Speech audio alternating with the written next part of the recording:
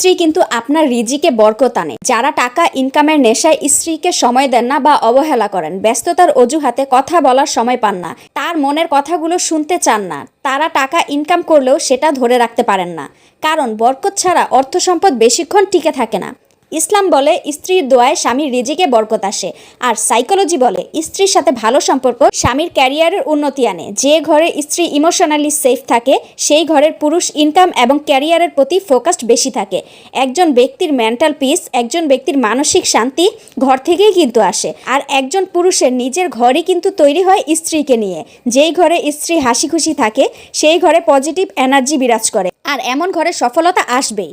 আপনার ঘরে যদি স্ত্রী অসন্তুষ্ট থাকে তবে আপনিও মানসিকভাবে দুর্বল হয়ে পড়বেন, কারণ আপনার স্ত্রী তার আচরণে তা প্রকাশ করবে। তৈরি হবে কলহ, বিবাদ, আর এসব কিছুই নেগেটিভ এনার্জিকে আকৃষ্ট করে। আর এখান থেকে পুরুষের অধপতন শুরু হয়, রিজিক কমে যায়, মানসিক অশান্তি শুরু হয়, আর এমন ঘরের পুরুষের আত্মবিশ্বাস কিন্তু কমে যায়। আপনি জানেন কি, টাকা কিন্তু বরকত থেকেই আসে, টাকা দিয়ে বরকত কেনা যায় না। বেশিরভাগ সফল ব্যক্তি তার স্ত্রীকে সবচেয়ে বেশি মূল্যায়ন করে, সবচেয়ে বেশি সম্মান দেয়, সবচেয়ে বেশি কেয়ার করে, সবচেয়ে বেশি প্যাম্পার করে।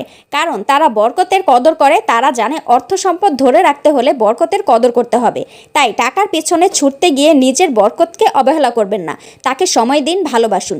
যে পুরুষের জীবনে স্ত্রীর পূর্ণ ভালোবাসা থাকে সেই পুরুষ জীবনে অবশ্যই সফল হবেই হবে। যে পুরুষ ঘরে ফিরে স্ত্রীর মুখে হাসি দেখতে চায়, যে ছোট ছোট বিষয়ে তাকে সম্মান দেয়, যে ক্লান্ত শরীর নিয়ে জিজ্ঞাসা করে তুমি ভালো আছো তো, আল্লাহ তার জীবনের বরকত ঢেলে দেন।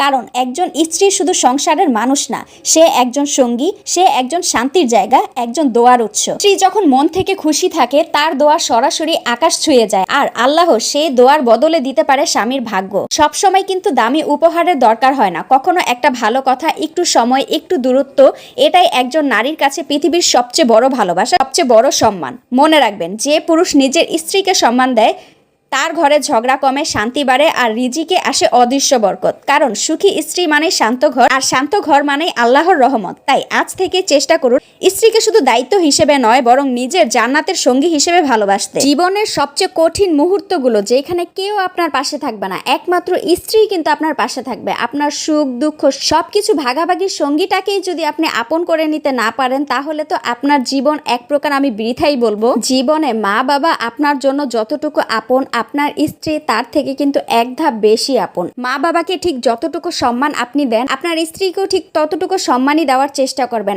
আর মা বাবার সামনে কখনো স্ত্রীকে ছোট করবেন না, এবং স্ত্রীর সামনে কখনো মা বাবাকে ছোট করবেন না। অনেক বেশি বকবক করতে করতে কিন্তু আমি এইখানে বিটরুটের ট্যাং বানিয়ে ফেললাম। যদি ভিডিওটা ভালো লাগে তাহলে অবশ্যই শেয়ার করে দিবেন, লাইক কমেন্ট করে পাশে থাকবেন। আর